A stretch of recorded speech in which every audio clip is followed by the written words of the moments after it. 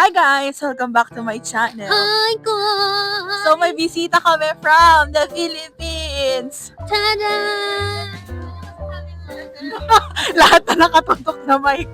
So eto guys, so tatanungin natin sila kung ay siya pala, kung ano ang first impression niya. Guys, yung first impression mo sa Geneva. Wait, ang sakit na mata ko. Hawakan na yung mic, sir. Mainit po ngayon sa Geneva. So, ano naman ang 4 degrees mga ma'am, sir. Tutukan mo yung pawis. Gusto niya yung mga negative 5. Sana mag-snow. Wala pang snow eh.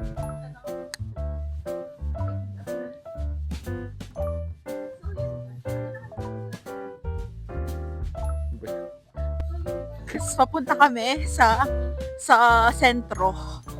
Pero for first stop, pupunta muna kami sa bahay dahil maglalabas kami ng dog.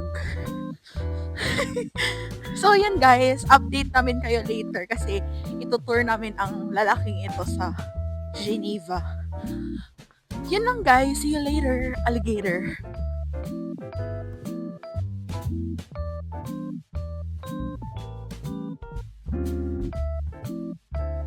So guys, na-try nga na po ang mag-ride ng bus. And nakita nyo na rin yung dating house ng mga people. So ngayon, we're going sa house para maglakad ng aso at ipakita na rin yung house sa kanya. Yay! Samahan nyo kami sa journey na to kasi matagal-tagal to guys. Magkasama-sama tayo ulit dahil sa Dapwat. Hopefully, ang ating vlogger po ay sipagin sa daily vlogs. Sana naman.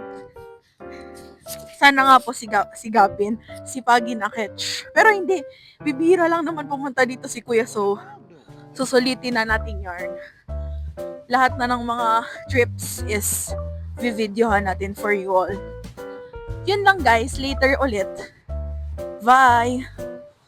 Bye-bye! So, dito tayo ngayon guys sa Manor for our lunch. So, let's go guys.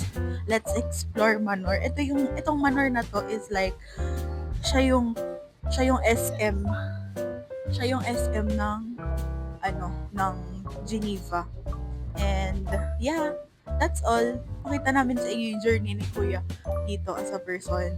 So, para tayo nagbabalita dito guys. So, dito po tayo ngayon sa Geneva, sa Manor. And yeah, approaching the arrival of the peoples.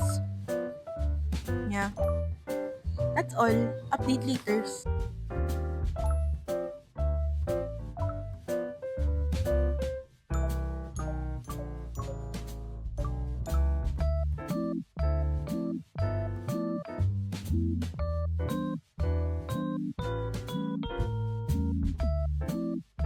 Tayo sa Manor Restaurant. So, mag-eat tayo with Mark.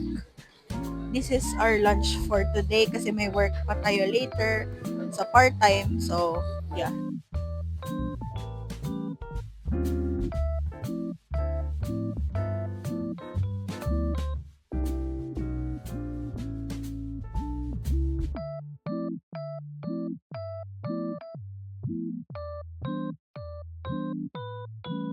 Magta-try ngayon mag-trap. Tapos, nakatry na siya kanina. And then na rin kami kumain. On the way kami sa part-time and sila mag-roam around lang around the Geneva. So, yeah. Let's try it down. Grabe, I mean, ngayon lang ako nagva-vlog dito sa mga places na to. So, bear with me.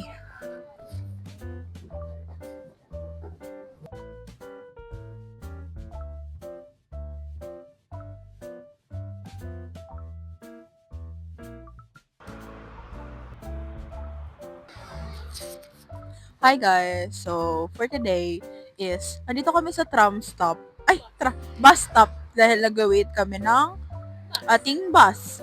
So, ang atake natin for today is like, kakagaling lang namin sa part-time and as you can see, we're were haggard, but thankful and grateful for all the blessings that we received. So, ito, naghihintay kami and yung turista namin is nagsisleeping beauty na siya because navivigla ang kanyang body. Di ba? Sabihin ko sa inyo, like, normal lang naman na antokin, kakagaling lang naman sa biyahe, na para bang kasalanan ng pagtulog. Ganorch. So, yun, after this, mag-go muna kami sa house. Ako, and like, we prepare kasi may simang gabi. Like, it's our 7 7 day, or 8. 8 day. 8 day today. So yun, magpapaganda at magpapa-fresh ang mga tao dahil pupunta sa simbahan. And yeah, See you later! see you later, alligator. Oh my god, look at my pimples. Oh no, this is not me anymore. So yun guys, it's so yucky. Yucky! Dahil hindi kami nagtanggal ng makeup kahapon. And yeah.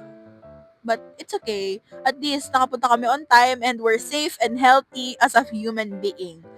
So that's all guys. See you later and have a blessed later. Blessed later, alligator, escalator. So yun guys, bye-bye.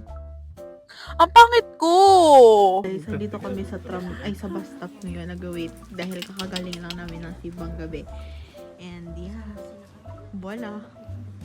Yes, sir. Lamig guys, it's 9 in the evening. Arte. Itong kasi sobrang init niya na guys ha. Of course. Take potato, either. Merry Christmas naman kami! Merry Christmas!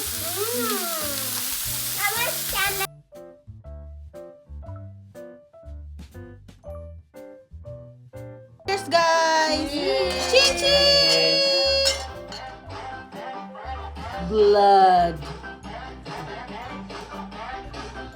Kainuhang ni Trixie. Diyos ko, bakit ito ba marang kinulang?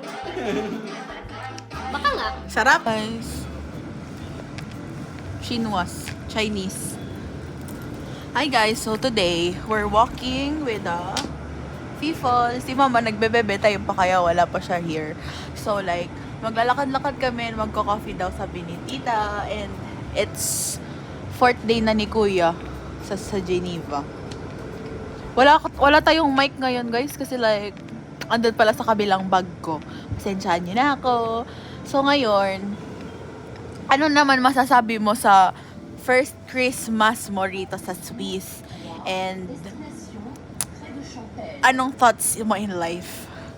Sir, hold the camera for us. Malamig. Malamig daw. Yun lang. Yun lang daw. Na para bang kailangan ko pa bayaran ng TFC, sir, para magsalita. Wala pa akong So, yun. So, yun guys, nandito kami sa bus ngayon and hindi ko alam kung saan kami pupunta pero like, siguro lagalakad-lakad, ganun.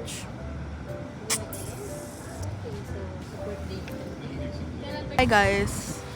Grabe naman ang makeup ni ma'am. So, andito kami ngayon sa Grand Prix. And, we're going to go to Broken Chair, yung UN, United Nations. So, ipapasyal namin si Kuya and kayo na rin, syempre. Yes, kasama sila. Bakit libre kayo? Tapos si Kuya pa yung nagpamasahe sa inyo para makakita ng Broken Chair. Chares. So, yun. Samahan nyo kami sa aming journey as a traveler na walker. The best!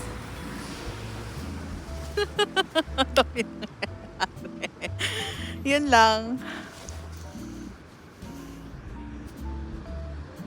Hi guys! So, andito na tayo ngayon sa broken chair. So, makikita nyo ngayon ang UN with broken chair at different flags. So, ito si Kuya. Yes, our bakasyonista from the Philippines. Yum. Tingnan mo naman ang opa. Maganda ang lighting dito. Nakakaganda kahit haggard ka.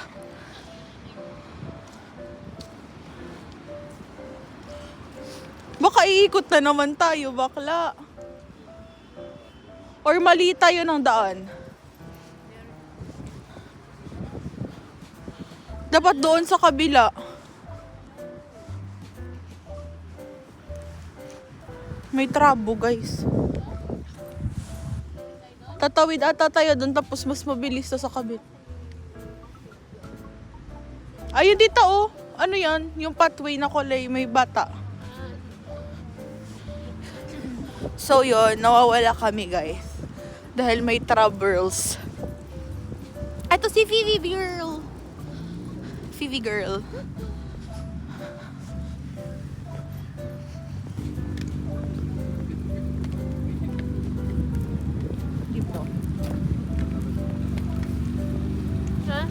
Sana daw sa Pilipinas may ganito lakaran daw ng tao pag may ginagawa.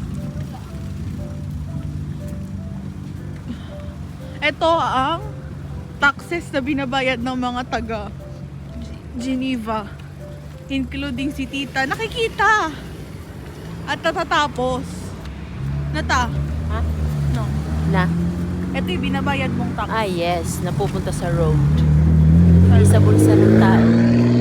Hindi sa bulsa ng politician.